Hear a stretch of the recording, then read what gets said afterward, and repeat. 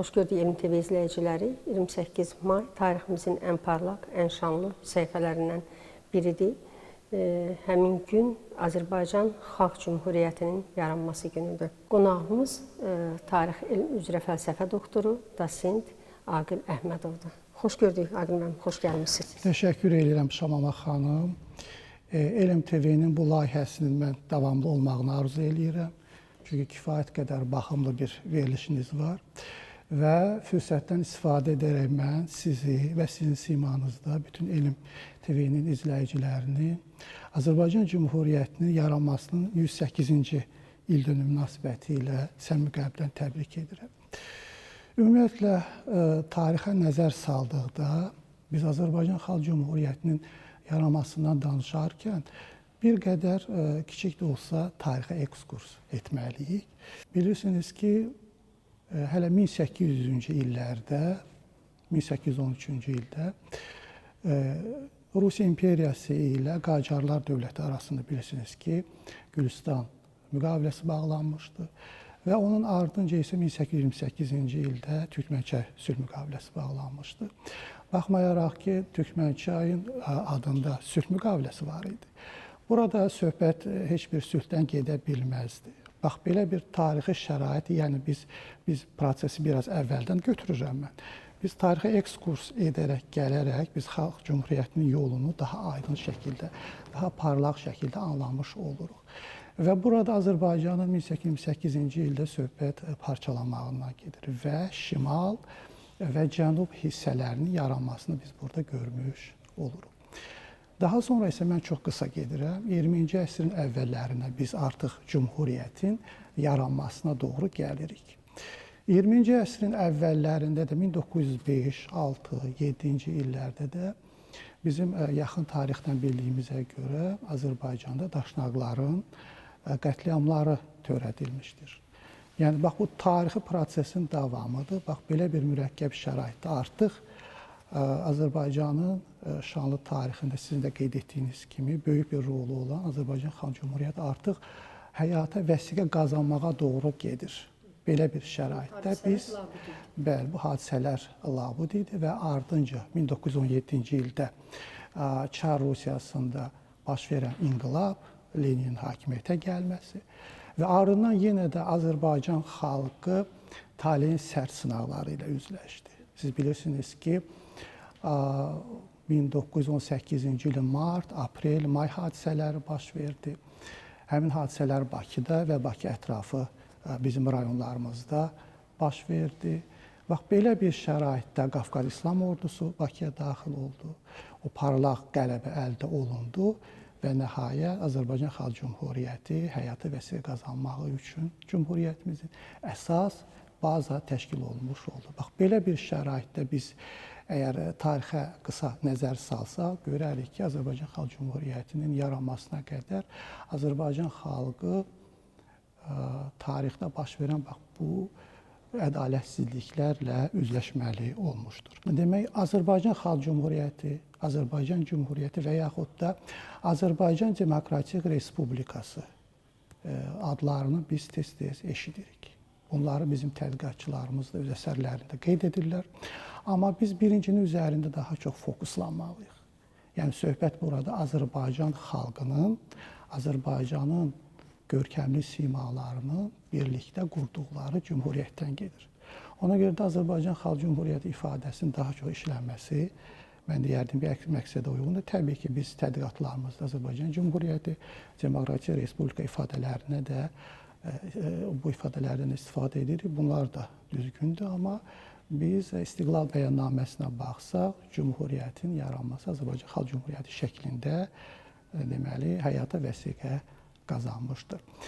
Və bir məsələni də qeyd etmək lazımdır ki, həmin ərəfədə, Cümhuriyyətin yarandığı ərəfədə Azərbaycanlıların yaşadıqları ərazilər illiklə 150 min kvadrat kilometrə bərabər idi.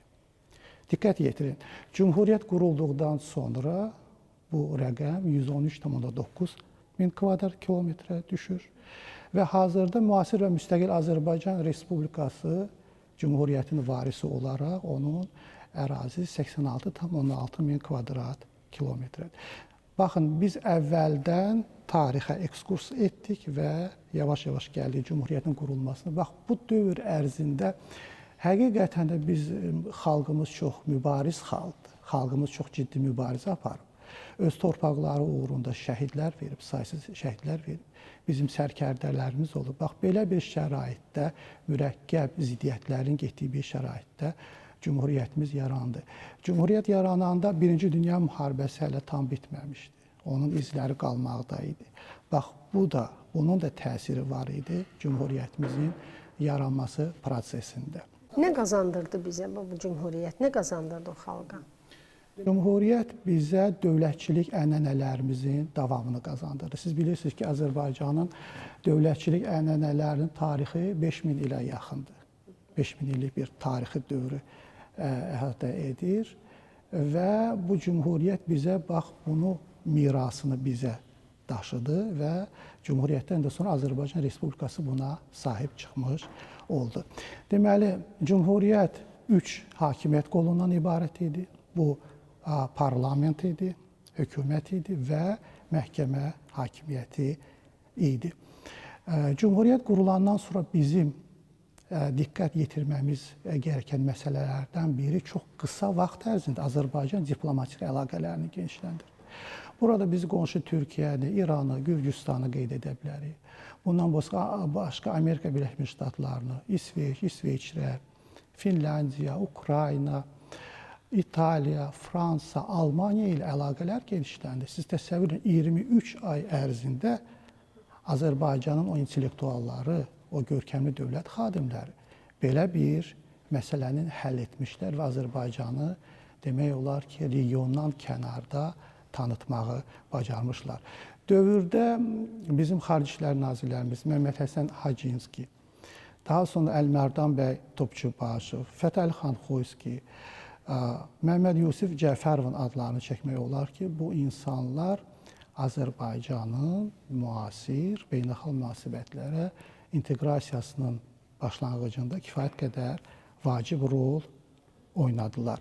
Mən qeyd etmək istərdim ki, Cümhuriyyətin yadda qalan tərəqqisindən biri də təhsil sahəsində.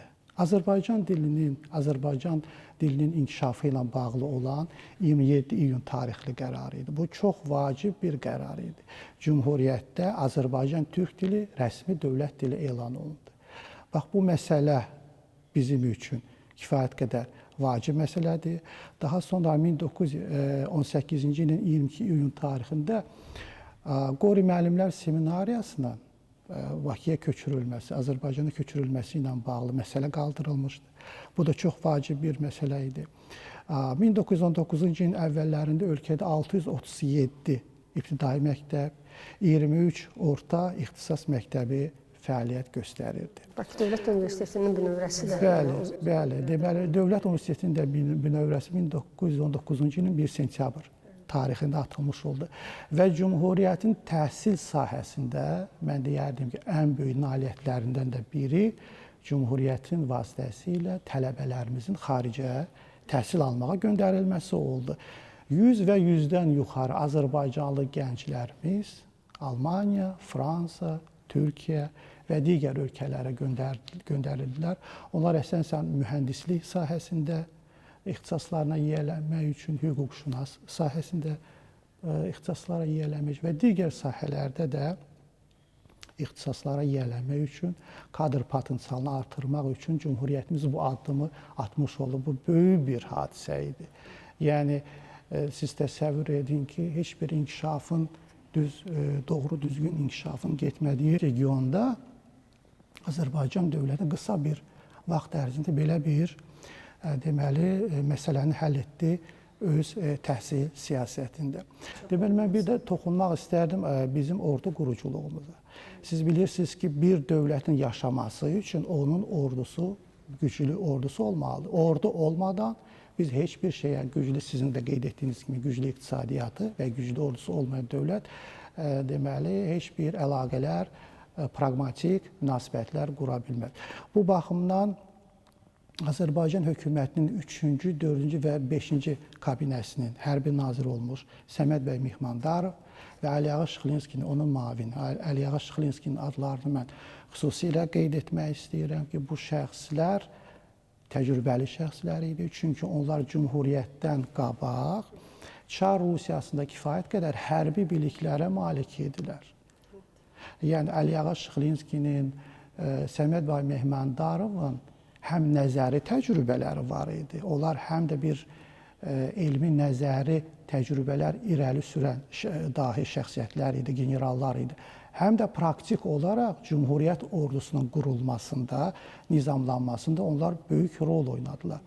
Bu, o dövr üçün misli görülməmiş bir hadisə idi. O və onların əməyi də Xalq Cümhuriyyətinə qədər artıq Çar Rusiyası tərəfindən çox yüksək qiymətləndirilmişdi. Mən o məsələlərə çox toxunmaq istəmirəm. Onlar müharibələrdə iştirak etmişlər. Çar Rusiyasının qoşulduğu müharibələrdə kifayət qədər igidliklər göstəriblər. Medallarla, ordenlərlə təltif olunublar. Bax, belə bir vəziyyətdə, çətin bir vəziyyətdə bizim generallarımız Azərbaycanda ordu quruculuğu siyasətinin təməlinin qoyulmasında böyük işlər görmüş oldular. İqtisadiyyata gəldikdə, Cümhuriyyətin iqtisadiyyat sahəsində bir sıra mühüm işlər görülmüşdü. Bundan da ən böyüyü neft sənayesinin ağır vəziyyətdən çıxarılması idi.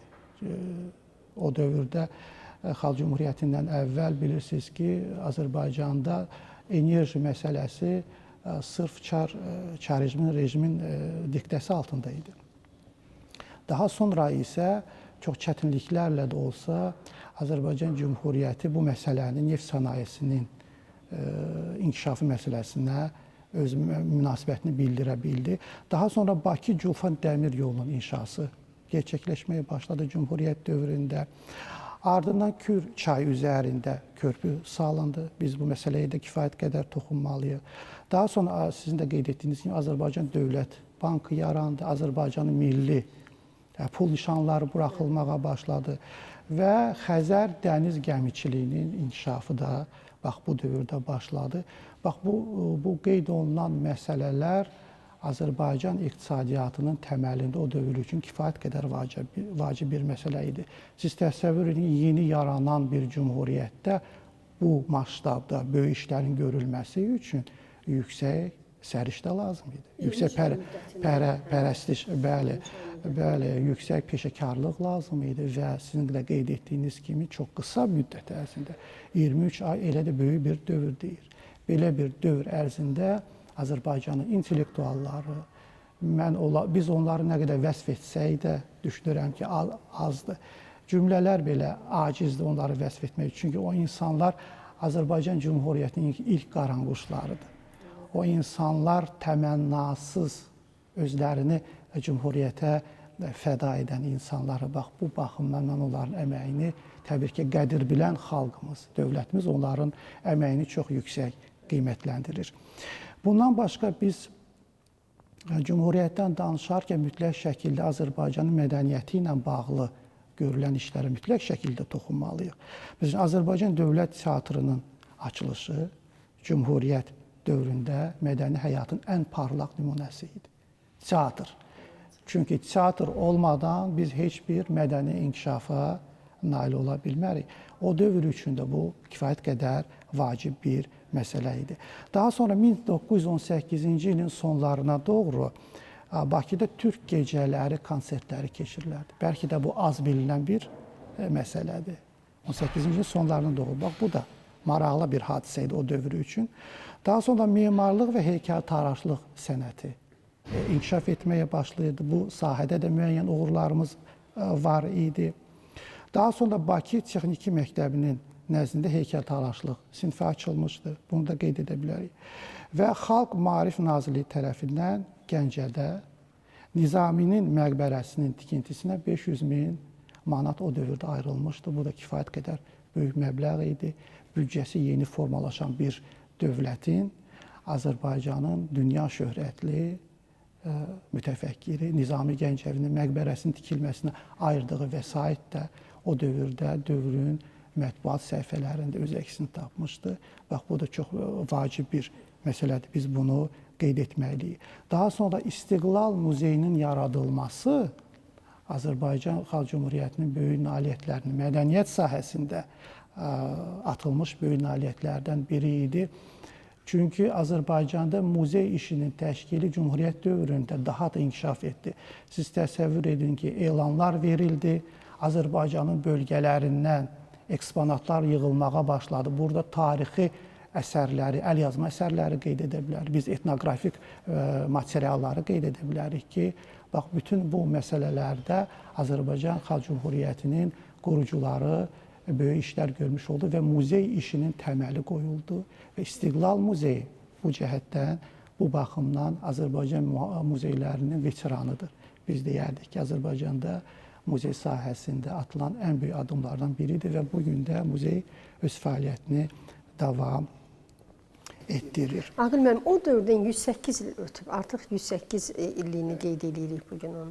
Bu illərdə nə dəyişib? Bu illər, yəni onlar bizə nəyi miras ötürə bildilər? Cümhuriyyətin 108-ci il dönümünü hazırda biz idrak edirik, yaşayırıq. Əlbəttə ki, bu dövr ərzində Azərbaycan dövləti demokratik ənənələrini daha da genişləndirdi. Azərbaycanda azad söz, azad mətbuat inkişaf etdi. Bu mətbuat çox vacib bir məsələdir. Mətbuat, bilirsiniz ki, ikinci hakimiyyət deməkdir. Yəni, o dövrdə bir sıra qəzetlər, jurnallar, Molla Nəsrəddin jurnalı bütün dünyaya səs salmışdı. Satirik məzmunlu jurnal vasitəsilə Osmanlı deməli, dövləti haqqında deməli, məlumatlar orada çap olunurdu. Gürcüstanla bağlı, digər deməli, beynəlxalq aləmdə baş verən proseslərlə bağlı, yaxın şərqlə bağlı məsələlər həmin Molla Nəsrəddin jurnalının səhifələrində öz əksini tapırdı. Daha sonra mən Şaman xanım, bir məsələni qeyd etmək istərdim. Həmçinin də Azərbaycan Xalq Cümhuriyyəti bizə multikultural ənənələri də ötürdü. Bu çox vacib bir məsələdir. Siz təsəvvür edin ki, 108 il ötür və bu multikultural ənənələr bizdə o tarixi kökləri malik olduğu üçün yaşayır, hələ də yaşayır. Və bu onu o dövrdə, Cümhuriyyət dövründə xüsusilə parlamentdə və Nazirlər Kabinetində özünü büruzə verirdi. Məsəl üçün, biz qeyd edə bilərik ki, o dövrdə Cümhuriyyətin 3-cü hökumət kabinəsində Slavyan Rus cəmiyyətini təmsil edən Protasov var idi. O, məsəl üçün, Maliyyə naziri təyin olunmuşdu. Daha sonra Cümhuriyyətin Xalq Səhiyyə naziri Yevsegendisin adını çəkə bilərik ki, o həm də uşaq həkimi idi. Yevsegendis Azərbaycanda uşaq xəstəliklərinin qarşısının alınmasında onun xüsusi xidmətləri olmuşdur. Deməli, uşaqlar üçün xəstəxananın açılışında və orada onların müalicə alması və sair məsələlərdə bu insanın da biz xidmətlərini qeyd edə bilərik. Daha sonra eyni cəmiyyəti təmsil edən Ərzaq naziri vardı, Konstantin Lizqar. Onu da qeyd edə bilərik. Və yaxud da 4-cü kabinənin sosial təminat naziri Viktor Klinevskinin adını çəkə bilərik. Yəni, mən bu adları çəkməkdə, sadalamaqda bir məsələni qeyd etmək istəyirəm ki, bu insanlar Azərbaycan Cümhuriyyət hökumətində kifayət qədər yüksək postlar tuturdular. Yəni, Azərbaycan hökuməti onlara maksimum dərəcədə şərait yaratmışdı ki, onlar öz mədəniyyətlərini, öz dillərini qorusunlar, inkişaf etdirsinlər və dövlət qurumlarında da onlar təmsil olunurdular. Bax, bu multikultural cəmiyyətin kökləri, tarixdən gələn köklərinə Cümhuriyyətimiz sahib çıxdı və ona da daha sonra 1991-ci ilin 18 oktyabrında müstəqilliyini elan edən Azərbaycan Respublikası sahib çıxdı. Bax, bu ənənələr Cümhuriyyətimizdən qalan bizim üçün tarixi varis ənənələrdir. Daha sonra mən Cümhuriyyətimizin 35-ci il dönümü ilə bağlı Məhəmməd Əmin Rəsulzadənin, görkəmli dövlət xadimi Məhəmməd Əmin Rəsulzadə Amerikanın səsi vasitəsilə bütün dünyaya verdiyi mesajı da qeyd etmək istəyirəm. O öz çıxışında qeyd edirdi ki, 100 il sürən Çar əsarətindən sonra bundan 35 il əvvəl Azərbaycan Şurayı Millisi Azərbaycan Cümhuriyyətinin istiqlalını bütün dünyaya elan etdi. Bax, bu çox vacib bir məqam idi onun çıxışında. 100 il əsarət altında qalan bir xalq öz müstəqilliyini, öz suverenliyini elan etmişdi və bunu böyük qürur hissi ilə o zaman görkəmli dövlət xadimimiz Məhəmməd Əmin Rəsulzadə böyük fərəh hissi ilə qeyd etmişdi. Eyni zamanda Məhəmməd Əmin Rəsulzadə öz xatirələrində qeyd edirdi ki, Nikolay Rusiyası ilə Lenin Rusiyası arasında heç bir fərq yox idi. O zamanki zəncirlərin rəngi ağ, indiki zəncirlərin rəngi isə qırmızı. Yəni burada söhbət yalnız işğal faktından gedirdi. O rəngləri də ona görə qeyd edirdi ki, Nikolayın dövründə onların bayrağı ağ rəngdə idi, bolşeviklərin rəngi isə, bayraqlarının rəngi qırmızı idi. Yəni dəyişməyən bir həqiqət var idi. Sadəcə rənglər dəyişmişdi. Dəyişməyən həqiqət işğal faktı idi. Bu bir tarixi fakt idi, bir ədalətsizlik idi ki, Azərbaycan xalqına qarşı belə bir hadisə törədilmişdir. Daha sonra biz qeyd edə bilərik Cümhuriyyətimizin tədqiqatçıları ilə bağlı. Qeyd edə bilərik. Məsələn, Şirməmməd Hüseynovun əsərlərinin adlarını çəkə bilərik. Aydın Balayevin, Nəsman Yaqublunun, Mehman Süleymanovun, Kəmran İsmayılovun və bunların arasında Mehman Süleymanovun Azərbaycan hərb tarixində həsr olunmuş əsərlərini xüsusilə qeyd edə bilərik ki, bu əsərlər bugünkü gündə də aktuallığını saxlayır və Azərbaycanın qədim dövrlərdən ordu quruculuğu siyasəti, hərb tarixi, bax bu məsələlər həmin kitabda öz əksini tapır. Ümumilikdə Azərbaycan Cümhuriyyətinin qurulması Türk-İslam, Türk-Müsəlman şərqində böyük bir hadisə idi. Siz bilirsiniz ki, qadınlara ilk dəfə seçmək hüququ verilmişdi, seçilmək hüququ verilmişdi. Bu da böyük bir hadisə idi. Heç Avropada belə bir hüquqlar yox idi qadınlar üçün, amma Azərbaycan qadını artıq parlamentdə seçmək hüququ, parlamentdə təmsil olmaq hüququnu qazanmışdı. Yəni, bax, bütün bu hadisələrin fonunda biz tarixə ekskurs etdikdə Cümhuriyyətimizin nə qədər ağrılı yol keçdiyini görürük. Yəni, bu Cümhuriyyəti bizə asan bir şəkildə ötürməmişlər. Biz bunu şəhidlərimizin sayəsində almışıq. Biz bunun dövlət xadimlərimizin terror nəticəsində öldürülməsi hadisələrinin şahidi olaraq gördüyümüz halda kitablardan araşdırdığımız və arxiv sənədlərini oxuyaraq biz bunları əldə etmişik, bunları üzə çıxarmışıq. Yəni, bu baxımdan Cümhuriyyətin 108-ci il dönümü bizim hər birimiz üçün böyük bir örnəkdir. Biz tarixçilər olaraq, tarixçilərimiz üçün örnəkdir. Siz bugün Elm TV olaraq Cümhuriyyətimizin şanlı tarixini işıqlandırırsınız və məndə olan məlumatlara görə sizin TV vasitəsilə bizim gənc alimlərimiz maariflənirlər. Bizim gənclərimiz sizin verilişlərinizi sevə-sevə baxırlar. Bax, bu maarifləndirmə işi əslində Cümhuriyyətimizi yaşadan məqamlardan, mətbuat olaraq sizin gördüyünüz çox vacib məqamlardan biridir. Nə qədər ki, Azərbaycan dövləti var, onun ali baş komandanı var, Cümhuriyyətimiz yaşayacaq və gələcək nəsillər onun qədrini daha çox biləcək və biz bugünkü gündə Cənubi Qafqazda həm iqtisadi baxımdan, həm mədəni baxımdan, ordu quruculuğu baxımından bütün sahələrdə ilk yerlərdə dururuq, ilk sıralardayıq və mən arzu edirəm ki, bu heç bir zaman bitməsin, Azərbaycan hər zaman söz sahibi olsun.